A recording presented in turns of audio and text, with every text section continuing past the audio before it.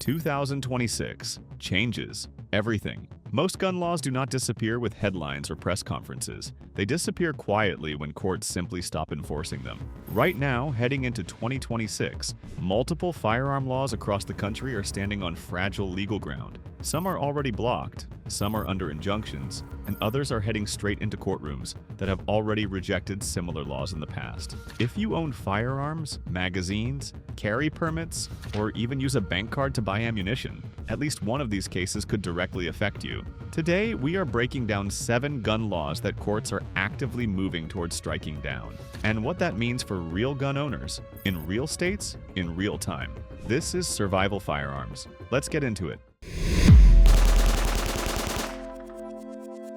Law 1. Illinois Assault Weapon and Magazine Ban. Illinois passed one of the broadest firearm bans in the Midwest, targeting commonly owned semi-automatic rifles and standard capacity magazines. The law went far beyond sales restrictions. It criminalized possession unless owners registered their firearms, with missed deadlines turning lawful owners into felons overnight. Federal courts stepped in after reviewing the law under the Supreme Court's Bruin framework. Key points. The court found no historical tradition supporting bans on commonly owned civilian firearms. Mandatory registration tied to criminal penalties failed constitutional scrutiny. A permanent injunction was issued stopping enforcement statewide. The state appealed, but the stay is temporary and tied to appellate timelines. What matters for gun owners is this. Once appellate review ends, the injunction immediately reactivates. If that happens, Illinois reverts to legal ownership of rifles and magazines that were previously banned without a legislative fix available to save the law. This case is widely viewed as one of the closest to full collapse heading into 2026. Law 2.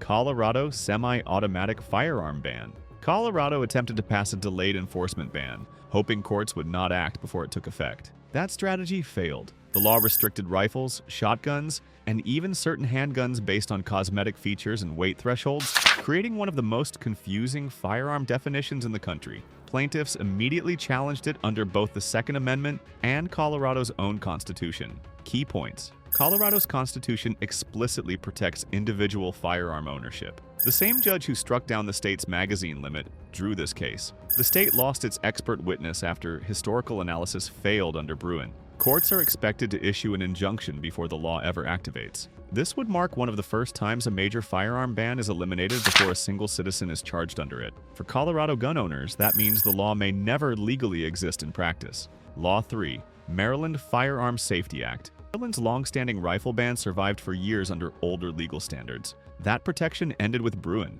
The Supreme Court has already signaled serious doubts about the Fourth Circuit's approach, with multiple justices openly questioning whether bans on commonly owned rifles can survive constitutional review. Key points. The law relies on outdated legal reasoning rejected by newer Supreme Court rulings. Maryland has struggled to produce valid historical analogs. Internal preparations suggest the state expects Supreme Court review. Officials are already drafting fallback legislation to limit damage. What this tells us is simple. Maryland is preparing for loss, not victory. When courts intervene, possession bans are expected to fall first, protecting current owners and reopening lawful acquisition. Law 4. Delaware Assault Weapon and Magazine Ban. Delaware's law looks serious on paper, but legally it is one of the weakest bans in the country. Instead of writing something new, lawmakers copied Maryland's older firearm ban almost word for word. That shortcut matters because courts are already questioning Maryland's law under modern Supreme Court rulings. Here is why this matters to regular gun owners.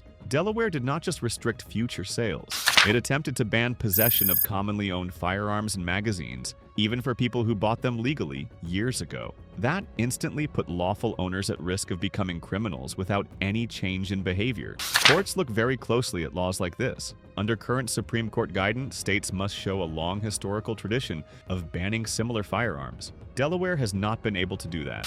Why is this law likely to fall? The law is built on legal reasoning that courts are already rejecting in other states. Delaware fast-tracked enforcement before resolving constitutional challenges. The case is moving on an accelerated court schedule. Appeals go to a circuit court that has openly questioned magazine and rifle bans. For everyday viewers, here is the practical impact. If the courts block this law, Delaware residents would no longer face criminal charges simply for owning firearms and magazines that are legal in most of the country. Sales, transfers, and possession would revert to lawful status without the need for new legislation.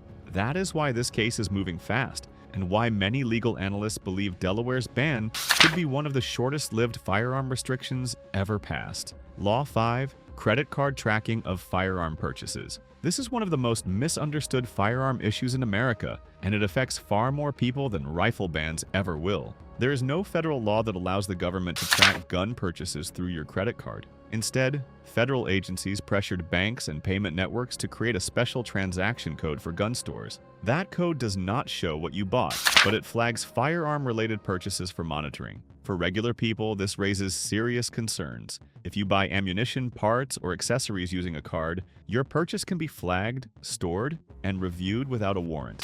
That is what multiple states are now challenging in court. Why does this matter in real life? No judge approves this type of financial monitoring. No law passed by Congress authorizes it. Banks were pressured rather than acting voluntarily. Law-abiding customers are treated differently based on lawful purchases. Several states passed laws blocking this practice, arguing that financial surveillance cannot replace due process. The federal government responded by claiming the system is voluntary. Internal records tell a different story. Courts are now reviewing whether this policy violates administrative law and constitutional protections. If the states win, the tracking system collapses nationwide. For the average viewer, this is the key takeaway. A court ruling here would mean that buying firearms and ammunition returns to the same privacy protections as buying groceries, tools, or sporting equipment.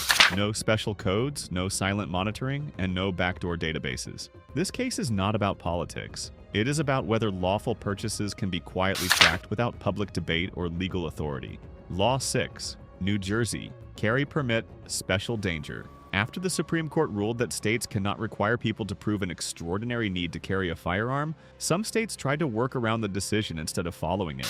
New Jersey is one of them. Instead of openly defying the ruling, lawmakers replaced the old justifiable need standard with new language requiring applicants to show a special danger to life. On paper, it sounded different. In practice, it worked the same way. Courts saw through it. Federal judges reviewed the requirement under modern constitutional standards and found no historical support for forcing citizens to justify why they deserve to exercise a basic right. Why is this law collapsing? Courts found no founding-era laws requiring proof of special danger to carry arms. Changing wording does not change constitutional limits. Similar standards have already been struck down in neighboring states. Judges openly rejected the idea that rebranding fixes the problem. For regular people, this matters in a very practical way. If this rule falls, New Jersey can no longer demand that citizens prove exceptional risk just to apply for a carry permit. Permits must be issued using clear, objective criteria instead of discretionary judgment. That means fewer arbitrary denials, fewer legal gray areas, and a system that treats lawful applicants consistently. This is not about expanding carry beyond the law. It is about forcing states to follow the same constitutional rules nationwide. Law 7. The Hughes Amendment and the Federal. This final case is often misunderstood, so clarity matters here. The challenge is not about encouraging widespread access or changing everyday gun ownership. It focuses on a technical but critical question: whether a decades-old federal restriction was lawfully enacted in the first place. The Hughes Amendment, passed in 1986, froze civilian access to newly manufactured machine guns. Since then, enforcement has continued without courts fully examining how the amendment was approved. That is what this case addresses. Why are courts taking this seriously? The amendment was passed by voice vote with disputed records. Courts allowed discovery into official congressional documents. Judges ruled that procedural validity is a constitutional issue. The government cannot avoid review by calling it political. Here is what average viewers need to understand. Even if plaintiffs succeed, the ruling would be narrow. It would apply only to specific parties and would not immediately change federal law for everyone. However, it would create something far more important: judicial acknowledgement that the law may be procedurally flawed. That puts pressure on the federal government to either defend the law properly or revisit how it is enforced. This case matters not because of what it changes overnight, but because it exposes long-standing legal questions that have never been tested under modern standards. The quiet year that changes everything. 7 laws, 7 courtrooms, 1 clear direction. Across the country, judges are no longer allowing shortcuts, reworded restrictions, or silent enforcement to replace constitutional limits. These cases are not moving because of politics. They are moving because courts are demanding proof, history, and lawful process.